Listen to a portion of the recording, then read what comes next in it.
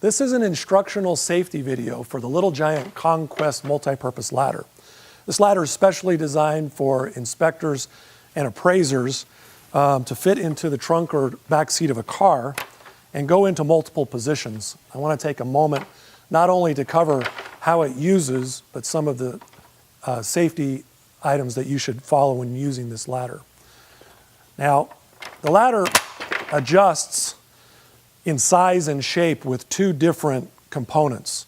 Here at the top, this round button is called the palm button of the hinge, and it presses in and locks into place and allows you to adjust to the different configurations of the ladder, either into storage, into the A-frame position, or all the way open straight as an extension ladder.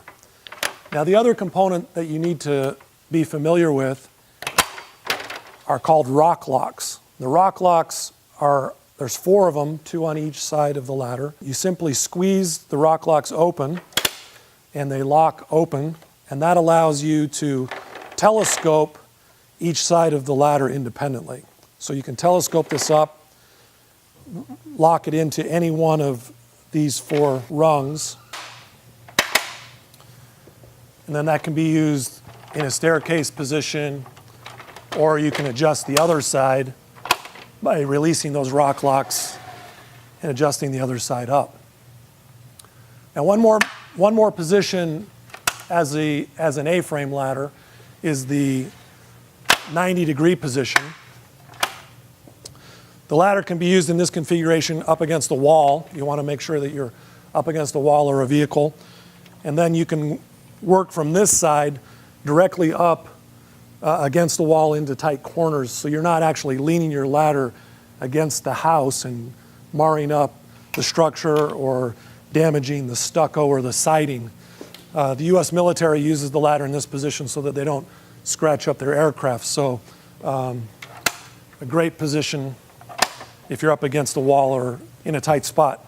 Now, some safety features that I want to talk about while we're in the A-frame position. Like any other A-frame or step ladder, you want to make sure that as you climb it, you stay centered between the 2 side rails. You want to make sure that as you ascend and descend, that you always have 3 points of contact so that you keep a hold of the ladder. And you never want to carry heavy tools or items up the ladder with you. If you need to carry heavy or get heavy items up to the top of your ladder, you need to tie those off on a rope, get to the top of the ladder, and then pull those tools up to you once you're up on the ladder.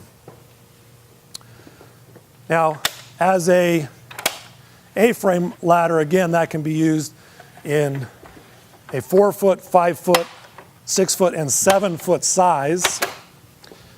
To take it down, just reverse the process, squeeze those rock locks, telescope that half down, and then squeeze it at the top and lock it back into place. The hinge at the top, push in. That'll go right back to the storage position. Now, as an extension ladder, you want to go ahead and carry the ladder out to where you want to use it. Open the ladder up straight as an extension ladder, and then lay it on the ground with the rungs facing the ground in the position where you're going to use the ladder. And then unlock the rock locks, telescope it out to the desired length from the top and the bottom.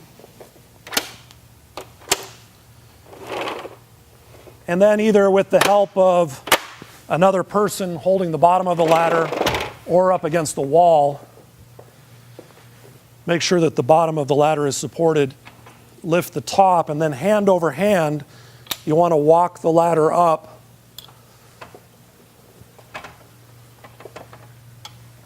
and pull the bottom out and lean it up against the wall. Now, while we have the ladder in this extension ladder position, I want to talk a little bit about some of the safety items with extension ladders.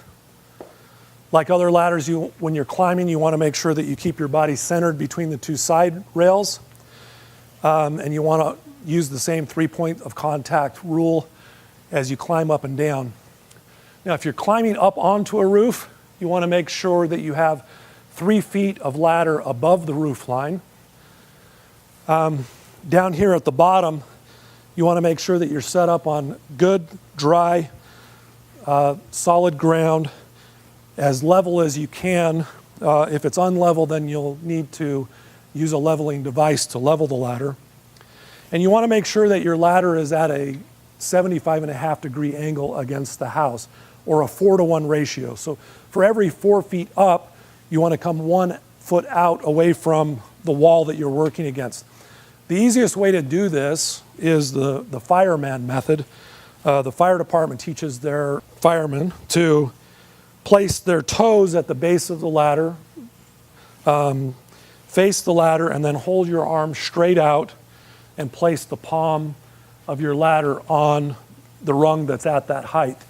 That gives you kind of a natural 4-to-1 ratio with your body. So the easiest way to do it, we don't want you to have to take a level out, but just either measure or do the 4-to-1 ratio where you put your toe at the base of the ladder, reach your hand out, and put it on that top rung there.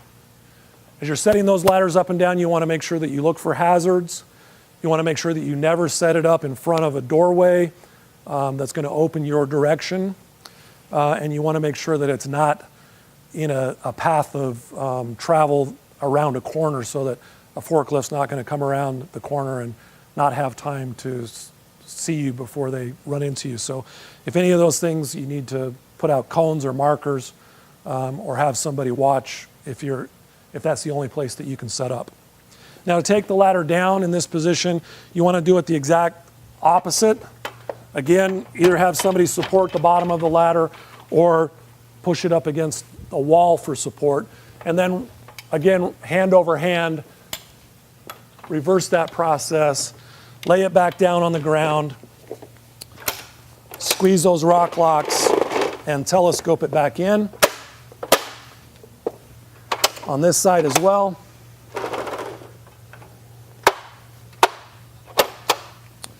Stand it back up. Now, in this extension ladder position, we want to talk about one more point on this ladder. You'll notice that the Conquest is designed so that it has a flared section on one side, and the other side has a straight section. This is for attic access.